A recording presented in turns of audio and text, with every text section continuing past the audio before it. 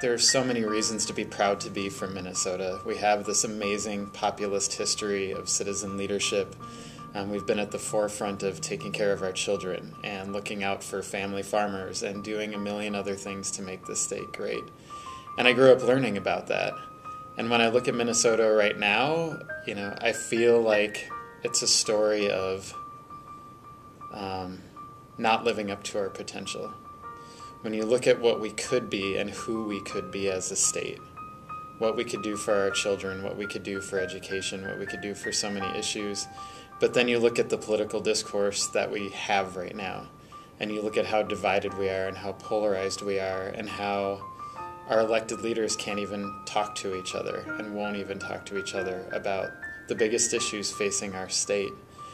And I feel like that is a place where young leaders can play an amazingly powerful role, which is we can have a different kind of discussion. We can start at a different place and talk about how do we find solutions to the biggest issues facing our state. Not do we raise taxes or not who gets to marry who or not these issues that elected leaders are so stuck on. We need to think bigger than that. And if you talk to the young leaders in our state, they do think bigger than that. They think in different ways. They think in new ways about solving problems. And, I want to see a state where those are the conversations we have.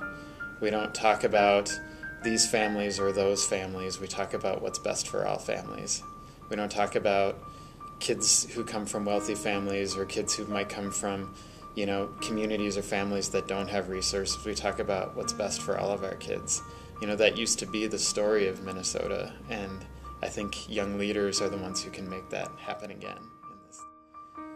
I think younger Minnesotans are already asking different kinds of questions that have been asked in the past, and they're more connected than ever before with each other, and they're connected across boundaries, with technology and with all these other resources they have. And I think younger Minnesotans, they're ready to have a different conversation about what's possible. They don't want to be constrained by the divides that have existed or the disparities that have existed in the state of Minnesota. They want to talk about what's possible. They want to be creative. They grew up with different kinds of heroes like Steve Jobs and like all these other people who were known for thinking outside of boundaries and for maybe ruffling some feathers along the way.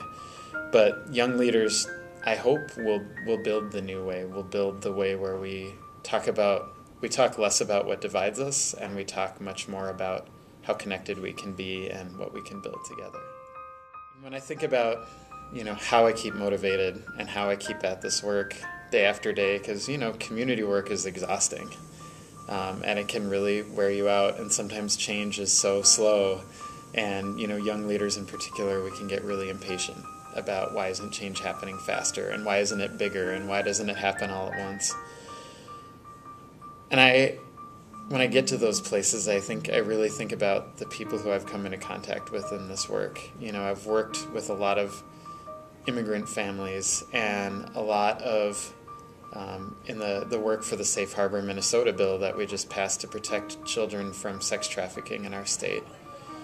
Getting to work with women who are survivors of that and being able to sit down and hear their story, and not only hear their story, which takes more courage than I'll ever have in my whole lifetime, in my pinky finger, to tell that kind of story, but then for these women and girls to say, and not only that, but I want you to teach me how to go to the legislature and tell my story.